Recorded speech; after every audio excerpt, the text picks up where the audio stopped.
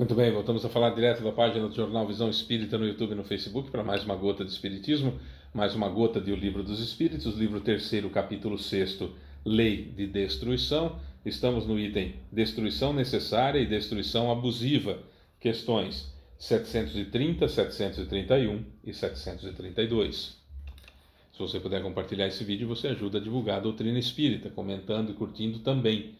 Como não tem fins lucrativos, se tiver bastante curtidas, bastante comentários, bastante compartilhamentos, o YouTube e o Facebook acabam sugerindo, recomendando esse vídeo para outras pessoas. Tá bom? Vamos lá. Questão número 730. Uma vez que a morte deve conduzir-nos a uma vida melhor e que nos livra dos males dessa vida, sendo por isso mesmo mais desejável do que temível, por que o homem tem um horror instintivo à morte que o faz encará-la com apreensão? O raciocínio de Kardec é perfeito. A gente estudou a destruição necessária e abusiva ontem, falando da destruição ser uma lei da natureza, o instinto de destruição nos seres vivos, a destruição necessária para a regeneração dos seres. E aí a gente viu que é extremamente importante que aconteça a destruição, porque tudo precisa se transformar. Beleza, inclusive o corpo humano, o corpo dos animais, enfim, a própria Terra, que também precisa se regenerar o tempo todo, né, o próprio planeta. E aí nós vamos entender os flagelos destruidores por isso: terremotos, maremotos, tsunamis, vulcões, tempestades, tornados, enfim, né? Furacões. A gente vai entender isso aí mais para frente. O fato é que aí o Kardec faz a seguinte pergunta, falou: não, pera lá, tudo bem, a lei de conservação a gente já entendeu, a gente já estudou, mas se tudo precisa perecer, por que a gente tem medo de morrer, já que a gente sabe que a morte livraria a gente de uma série de males, conduziria a gente para uma vida melhor, a vida do espírito? Por que a gente então tem medo de morrer? A resposta: já dissemos que o homem deve procurar prolongar sua vida para cumprir sua tarefa. Foi por isso que Deus lhe deu o instinto de conservação, que o sustenta nas provações. Sem isso, ele se entregaria muito frequentemente ao desânimo. A voz secreta, que o faz repelir a morte, lhe diz que ele ainda pode fazer algo pelo seu adiantamento. Quando um perigo o ameaça, é uma advertência para que aproveite a moratória que Deus lhe concede. Na maioria das vezes, porém, o ingrato rende mais graças à sua estrela, à sorte ou algo que o valha, que ao seu Criador. Olha, nós temos o instinto de conservação que ele fala mais alto do que o instinto de destruição. O princípio inteligente que deu origem a mim, que eu nunca fui animal, nunca fui pedra, nunca fui planta. O princípio inteligente que deu origem a mim estagiou no reino mineral, no reino vegetal e no reino animal, aí foi transformado em espírito e eu nasci. É como a semente e a árvore. A árvore não é a semente, mas sem a semente não há árvore. Certo? Certo. Então vamos lá.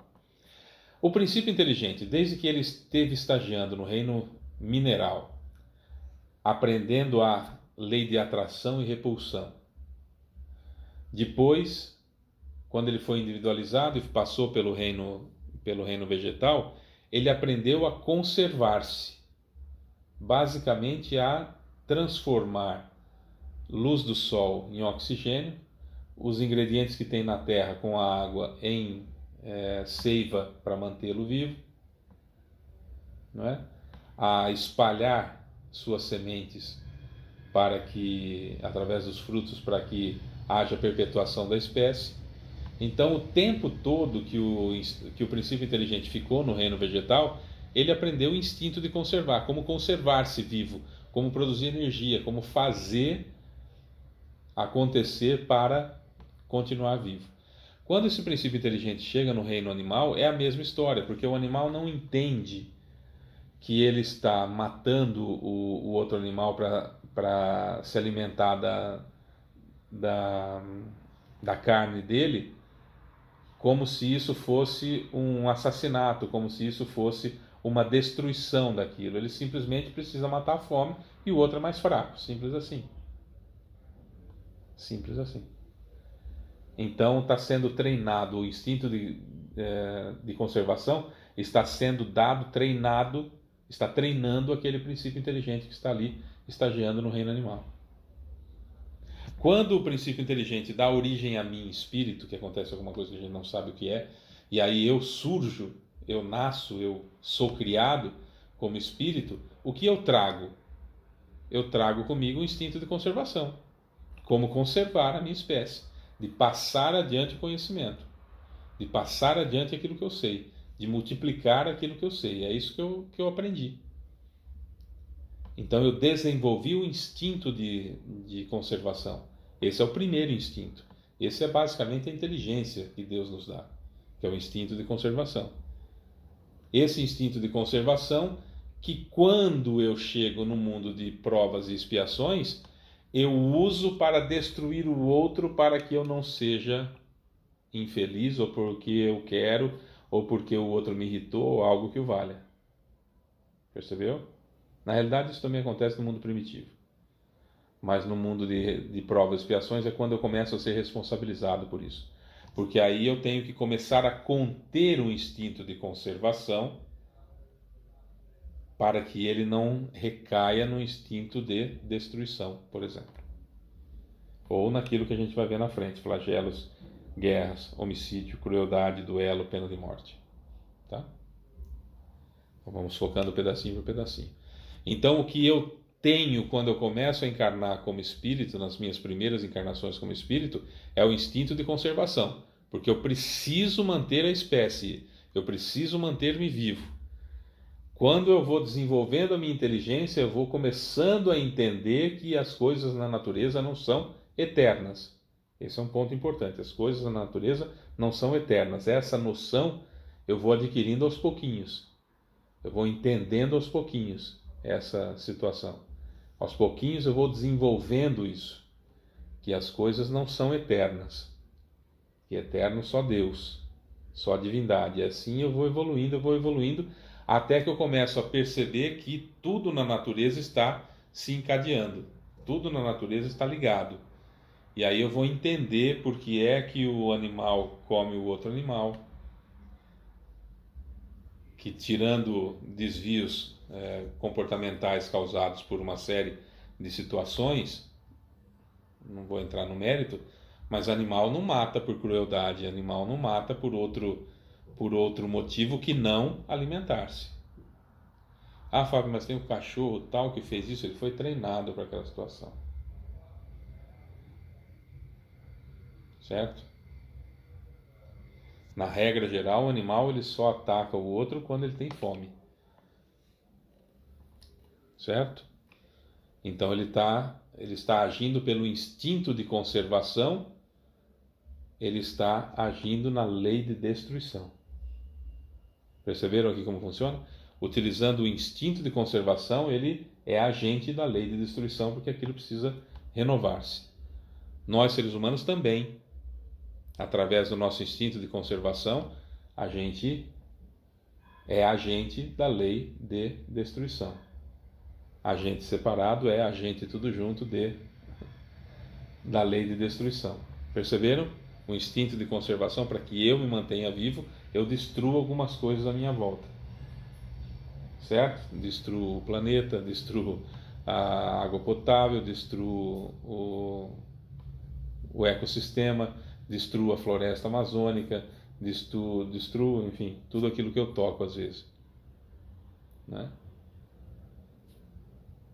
Então, o que move a lei de destruição inconsciente, naturalmente, é o instinto de conservação. Eu não percebo. Utilizando o instinto de conservação, eu ajo com a lei, como agente da lei de destruição. Quando eu sou agente da lei de destruição porque eu quero, eu estou sendo cruel. Aí é crueldade que nós vamos estudar mais para frente. Certo? Aí é destruição abusiva, que nós vamos estudar nesse capítulo. Consegui fazer a separação? O que eu queria fazer era a separação. Tá? Vamos lá. 731. Por que a natureza dispôs os agentes destruidores ao lado dos meios de conservação? Que era o que eu dizia. Resposta: é o remédio ao lado do mal, como dissemos, para manter o equilíbrio e servir de contrapeso. Aquilo que eu estava explicando. 732. A necessidade de destruição é a mesma em todos os mundos? Resposta: ela é proporcional ao estado mais material ou menos material dos mundos e cessa num estado físico e moral mais purificado. Nos mundos mais adiantados que o vosso, as condições de existência são completamente diferentes. Júpiter é tido como um mundo feliz, que está acima do mundo de regeneração.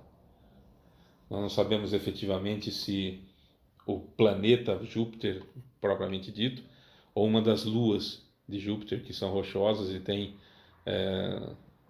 uma tem tamanho da Terra, outra um pouco maior que a Terra, enfim, que poderia ser nesse caso, que a Lua pertence ao planeta, né? Então é mais fácil falar Júpiter, que Júpiter seria um mundo feliz. E lá a encarnação, o que nós chamamos aqui de encarnação, lá é em uma matéria semelhante ou parecida com o nosso perispírito aqui.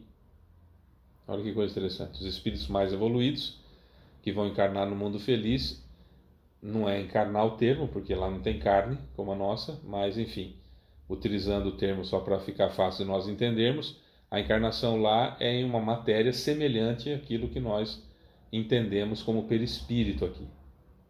A infância, inclusive, demoraria o que equivaleria aqui para nós a 6 meses, que é só a adaptação mesmo do espírito a utilizar aquele tipo de matéria. Certo?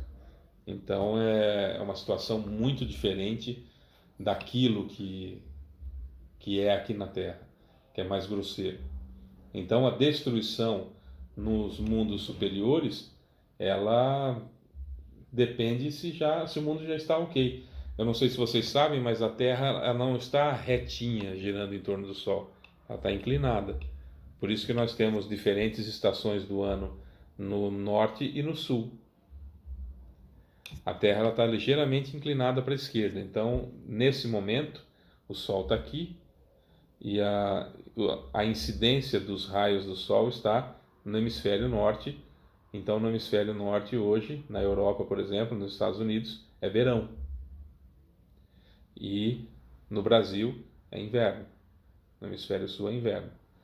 A Terra vai continuar girando em torno do Sol e quando ela estiver do lado de cá do Sol, o Sol está aqui agora, a Terra continua inclinada, então o Sol vai pegar de frente no hemisfério sul, e no Brasil vai ser verão, e ele vai pegar obliquamente aqui na Europa e vai ser inverno na Europa, certo? Então a Terra está girando, não retinha, ela está girando torta, um pouquinho torta, tá? Os flagelos destruidores, os maremotos, tsunamis, terremotos, etc., que são as placas tectônicas se movimentando, tendem a mexer nesse grau que a Terra está tortinha, para ela ficar mais reta, para nós termos uma ideia de primavera constante no planeta. Isso, para acontecer, pensa no tanto de terremoto que tem que acontecer, pensa no tanto de vulcão que tem que agir, pensa no derretimento dos polos, a troca do polo de lugar, porque hoje o polo magnético, o polo norte magnético da Terra é diferente do polo norte do globo, então tem que ser ajustado isso daí, e a natureza vai ajustar, né? Então algumas coisas vão ter que ser destruídas para que outras sejam construídas, e assim sucessivamente. Tomara que pelo nosso livre-arbítrio a gente não destrua a vida na Terra antes que isso aconteça. O planeta Terra não vai ser destruído por enquanto. O planeta Terra vai ser destruído daqui a cerca de 5 bilhões de anos, quando o Sol crescer o suficiente e literalmente engolir a Terra. Então isso vai acontecer. O planeta vai ser destruído, mas daqui a 5 bilhões de anos. Mas nós já tivemos 5 extinções em massa no Brasil. Perdão, no planeta Terra. 5 extinções em massa no planeta Terra. Pode ser que um louco aperte o botão da bomba nuclear, o outro vai apertar também, enfim. a probabilidade de ficarmos vivos aqui é mínimo né, e infelizmente viveremos uma situação complicada, mas o planeta continuará fazendo da mesma forma, se mexendo as placas tectônicas da mesma forma, tudo como tem que acontecer para que ela fique reta, etc, etc, e assim tudo aconteça, porque a lei de destruição é isso. O sistema solar se forma, os planetas se formam ao redor, essa estrela cresce, encolhe, perde força e depois vai puxando matéria, sendo engolida pelo buraco negro que tem no centro da galáxia, que quando ficar com uma massa gigantesca ele explode numa supernova, gerando um monte de planetas novos, um monte de estrelas novas, e assim, desde o universo até as células que tem dentro do seu corpo, que formam o seu corpo, tudo está se transformando, tudo está, aspas, morrendo e renascendo, tudo está se transformando. Então a lei de destruição é algo que foi criada por Deus, que nada é eterno a não ser Ele. Tudo que é matéria se transforma. E o princípio inteligente que Ele criou, que depois vira espírito, esse também é infinito. Então, das coisas que Deus criou, o que Deus criou? Princípio inteligente e matéria. E criou o fluido cósmico universal para unir essas duas coisas. Que tem o fluido vital, etc, etc. Tá? Então, tudo que tem no universo veio do princípio inteligente e da matéria que foi criada. Princípio inteligente, a partir do momento que ele foi criado, infinito. Não tem mais fim. A matéria e o fluido cósmico universal, esses estão o tempo todo se destruindo e se rearranjando em novas formas, em novas fontes, fazendo com que tudo que é material se destrua e se recomponha, se destrua e se recomponha infinitamente. Certo? Fábio, mas eu não concordo com isso. Tem que falar com o Criador, foi ele que fez. Eu só estou contando como foi. Eu só estou contando como foi.